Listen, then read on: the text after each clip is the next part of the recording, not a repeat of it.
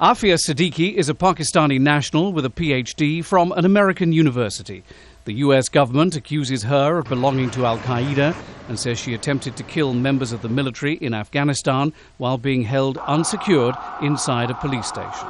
They say she was behind a curtain when a group of US personnel walked in.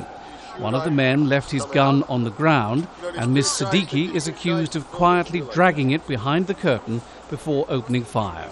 She missed, but was shot and injured in response. They put a gun down by their foot, and they don't realize when the gun is not there.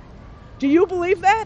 Do you believe that? When Siddiqui was arrested by Afghan police, she was supposedly found to have documents on bomb making, pictures of landmark US buildings, including some in New York, and files containing liquid and gel substances. Siddiqui's lawyers have moved to have the case against her dropped on the grounds they say it's patently ridiculous. How could a frail 90-pound woman lift the gun anyway? And they say, didn't anyone in the room notice the weapon being dragged along the floor under the curtain? But the judge ruled there is enough evidence for a preliminary hearing, which will take place next week. In Pakistan, Miss Siddiqui's family are outraged at her extradition. They claim she's been secretly detained by US authorities for years at Bagram Air Base in Afghanistan, where they allege she was raped and tortured. I have decided to break my silence and to speak to you today. And I have decided to break that silence in order to urge you to remember these very few points. That it is always believed that one is innocent until proven guilty, not the other way round. Human rights groups in Pakistan say the Siddiqui case is just the tip of the iceberg. It is not only the case of Aafia Siddiqui, it is the case of more than 500 missing persons.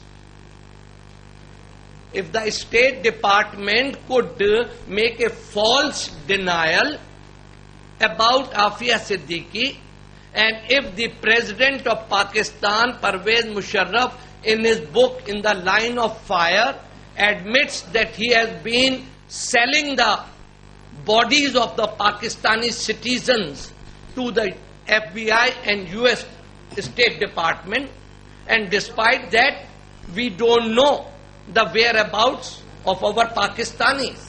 Sir, it's a very serious issue. The Pakistani embassy in Washington has asked the US for consular access to Aafia Siddiqui as the case raises more questions than answers, not least of all why a Pakistani national is on trial in New York for a crime committed in an Afghan police station. John Terrett, Al Jazeera, New York.